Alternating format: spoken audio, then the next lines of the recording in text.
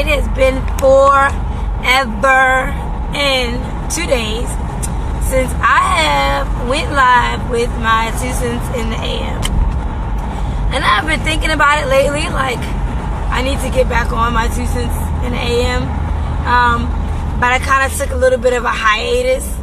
And then my son was like, Mom, why you don't do your little morning thing anymore? And I think that was just God reiterating through him that I need to get back on and do my little morning thing.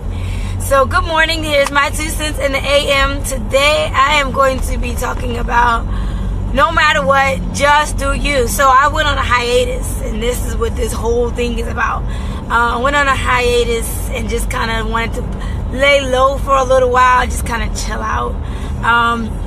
So I did not get on and do my morning show. Not that I don't love you guys, but I just kind of wanted to take a chill pill for a second. But so I was getting like a lot of inboxes and, messages, and people are saying, oh, you should really continue. You are inspiring me. You are doing such a great job. I love what you're talking about. It's real. And then on the other hand, I had different people talking about crazy stuff. Y'all don't even want to know, like some weird stuff. And then I spoke to hey auntie, I spoke to a leader of mine, and I just was doing a lot. So I was helping my daughter with her cupcakes. I was trying to do my dance studio.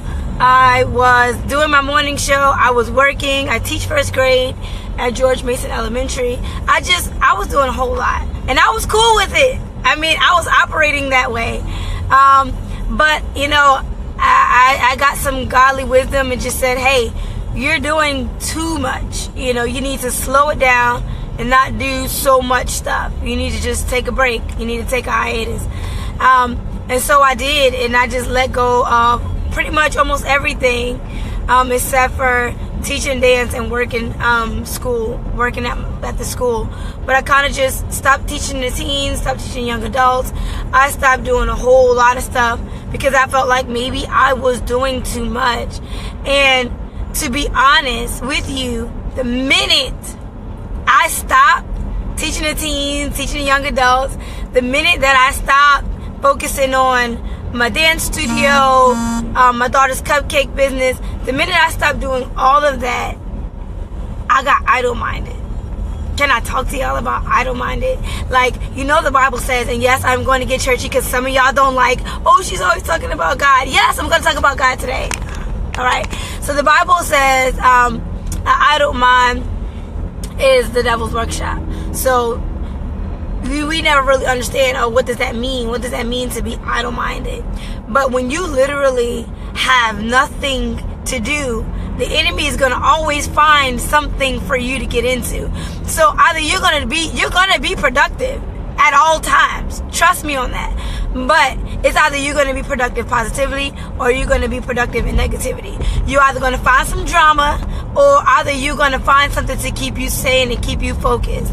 And dance is life for me. It kept me focused. But I know me. I am a multi-dimensional person. So what that means to me is I have to be active in all the things that I like to do, or else I will get bored. I will get idle-minded.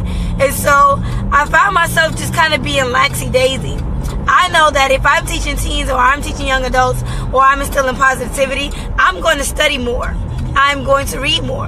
For example, for those of you that have ever ministered or ever had to speak to a congregation or just to a group of people, you study extra to make sure that when you deliver what you're going to deliver to them, you are fully capable of doing so. So, with the same thought process, if I know that I have to teach dance or I have to teach the young adults, teach the teens, I'm constantly developing myself so that I can instill as much as possible within them. So when I cut all of that out, I slowed down myself on reading, praying. I just kind of just been like, and today I'll do it tomorrow, or I'll do it later, or I'll pray, but I won't pray as I won't go into the depths of it, or I'll read, or I won't go into the depths of it. So I got to the point to where I was like, if I'm not doing me, I'm not me. If that makes sense. If I'm not doing me, what I do. Now, what I do might be too much for someone else. It might be doing a whole lot for somebody else. But me, I gotta do what I'm doing for me. If this is what keeps me going, it's what keeps me motivated, it what keeps me pushing forward, I gotta do what I gotta do for me. So, same token, whatever it is that you are doing, if you're being discouraged, and I don't think people mean to be discouraging to me, I think that a lot of people meant good intentions behind what they were telling me. However, it did not fit me. So I had to tweak what fits me and what doesn't. So if you are, whatever it is that you're trying to do, if you're being discouraged, if you're thinking you're too old, you're thinking you're too young, you're thinking you don't have the right education, whatever it is that people are telling you why you can't do what you're doing, remember, you got to do you no matter what. Nobody has to live the life that you're living but you. Nobody can live the life that you live but you. Whatever your dreams or goals are, then go for it. By all means, I say take godly wisdom, take advice from those who've been in your position. But if you are trying to get somewhere, no, come hell or high water, it doesn't even matter. No matter what, you got to do what God has put inside of you. Because the minute you stop doing what God told you to do based off of what somebody else told you to do, then guess what? You fall out of God's will and now you're becoming a people pleaser. Don't get stuck being a people pleaser. Don't get stuck trying to look for approval from people. Look towards God. Look towards your help. Look towards your dreams, your goals, your visions, your aspirations. Look towards everything that you are aspiring to do. And no matter what, don't stop. No matter how tired you get, no matter if you don't have no money in the bank, no matter what is going on with you, you have to push, you have to press, and you have to persevere through it all. Because guess what? The only ones that succeed are the ones that never give up. The only ones that get to where they're going are the ones who did not give up. You cannot listen to what other people's vision is for you. God gives you your own vision for yourself. You have to push beyond people, pleasing people, and people's accolades. People, you want people to put you like in this certain place. You have to get to the point where it's not about them. It is all about what God is telling you.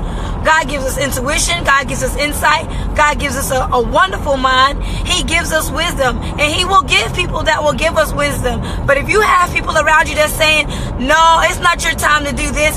I don't think you should do this. I think you should do that. And everything that they're asking you to do is pleasing unto them, more so your own self, then guess what?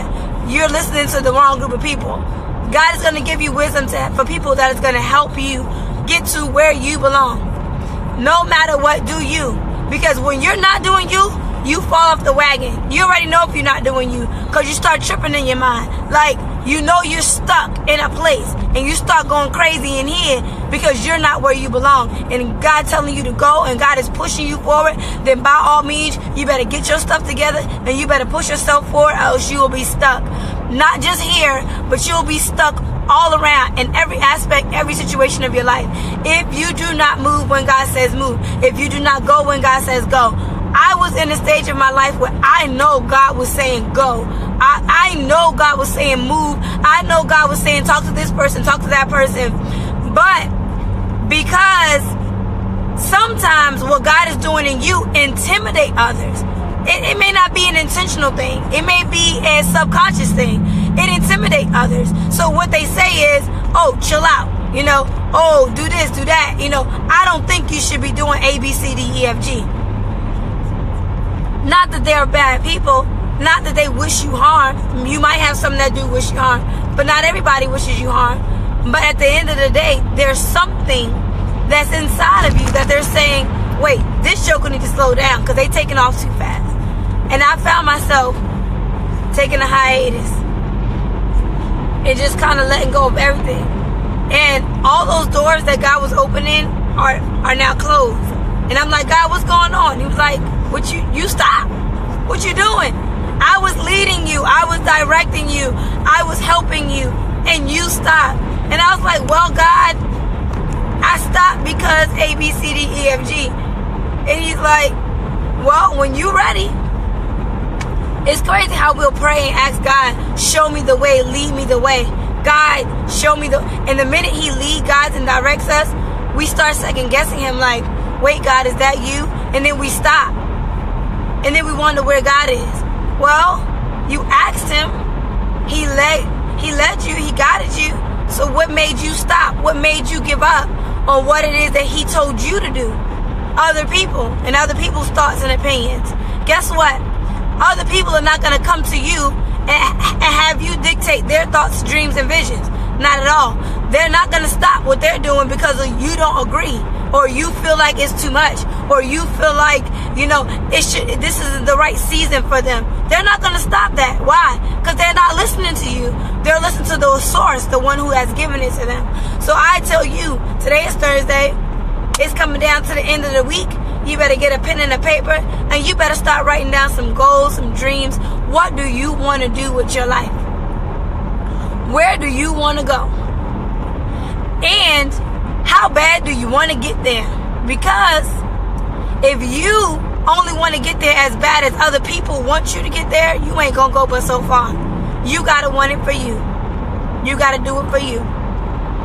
I say surround yourself with some strong people who are encouraging and motivating, who will be real with you and tell you, give you some godly wisdom, give you some great advice on being an entrepreneur, or, whatever it is that you're trying to do. Even if you want to be a leader in the church, then get under some strong leaders that are going to help prepare you for that call, because that ain't easy. That's not an easy task. People jump behind the pulpit thinking that they're going to make a quick buck. That ain't easy. That's not what you in it for. So if you feel like you want to lead people to Christ and you want to do that, get behind some strong leaders that's going to lead you there. Get some discipline. Get some self-discipline. Because becoming a leader doesn't mean I can do what I want to do, say what I want to say behind the pulpit, and everybody got to listen to me because I'm anointed by God. No, that's not it. Because you destroy people's lives that way. Get under some strong leadership. If you are in a relationship and you're not married, and you know that it's time to roll out. Don't obligate yourself. Don't get caught up in some stuff you ain't got no business to be caught up in. If you are being hurt, move. Go. But listen to what God says for you. What do you want to do for you? Stop listening to other people. Don't let other people hinder you from your dreams. You want to go back to school? I don't care how old you are. You could be 78 years old. Go back to school. Do what you got to do for you. What helps you? What motivates you? What pushes you? Not saying that it's all about you, but at the end of the day, it is. Your life is based on the decisions that you make. Your life, not mine. So I'm going to do what I got to do to keep Bertette sane. To keep me at the feet of God, in his face, praying, doing what I got to do. Because when I slow down, I don't mind it. And I ain't got time for that. And I don't got time for some foolish games either. So I need to get back on track and do what I gotta do. And so this is my get back on track. Where's your get back on track? Where's the starting point of your get back on track? Where do you begin? In the school? In a conversation? Is there somebody you need to sit down and have a conversation and say, hey, this ain't working? What do you need to do? Where is your get back point to say, I gotta get back on track and I gotta do what's best for me. I gotta do something. Leave a legacy behind. Don't just live life. Don't just let life live through you. Live life. Accomplish something. Be something. And be something great. When you leave this earth, people should know your name. People should say, this person was A, B, C, D, E, F, G. Do it for you. Don't let nobody stop you. No matter what, just do you. And I'm not at work, and I know I usually end when I get to work, but I had to make an extra stop today. So I say to you, peace and blessings be unto you. Have an awesome and productive day. Think about those things that you want to do for you. Think about it. And then write it down. And then think about what will stop you from reaching that goal. And do all your best, all you can, to make sure that you don't allow that thing to stop you. Pray, seek God above anything else. I believe in God. Yes, I do. He's a miracle worker. He's wondrous. He is mighty. So if you want to call him Yahweh, God, Yeshua, whatever you call him, that's on you. But I believe in God. He is my Lord. I believe in Jesus Christ as my Lord and personal Savior. I do believe these things, and it's what keeps me going. It keeps me moving. It keeps me motivated. I don't smoke. I don't drink. I don't cuss. That's me. That's my personal reference. If you feel like, hey, whatever it is that you believe in is on you. But what keeps me motivated is my relationship with God. My morals and my standards keeps me rooted and grounded. And then he gives me the goals and the visions and the dreams, and I just push and I believe in them. So I leave that with you. Keep God first in all you do. Love each other, love people. You know, be nice. Deposit something positive in this world before you leave it. People should know your name, and on a good note, on a positive note. And believe your dreams. Believe what you're doing. If all else fails, get back up and try again. If at first you don't succeed, at second you don't succeed, at third you don't succeed, get up and try again. Thomas Edison tried 1,000 times before he got the light bulb. 1,000 times before the light bulb was invented. Not 500, not 300. 1,000 times before the light bulb was invented. If at first, at second, at third, you don't succeed, get up and try again. Keep going, keep pushing until the dreams that you have in mind have been reached. I leave you with peace and blessings. May God cover you throughout the day. I pray that no hurt, harm, or danger come your way. I pray that every dream that you have hitting in your belly and your mind comes forward.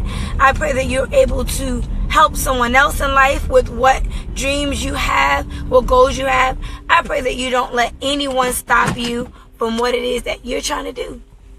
I pray that you get there. I pray that you finish strong, and that you become motivated more than ever before. And it is Thursday. This is my sign off. No matter what you do, just do you. Have an awesome day, guys. Bye.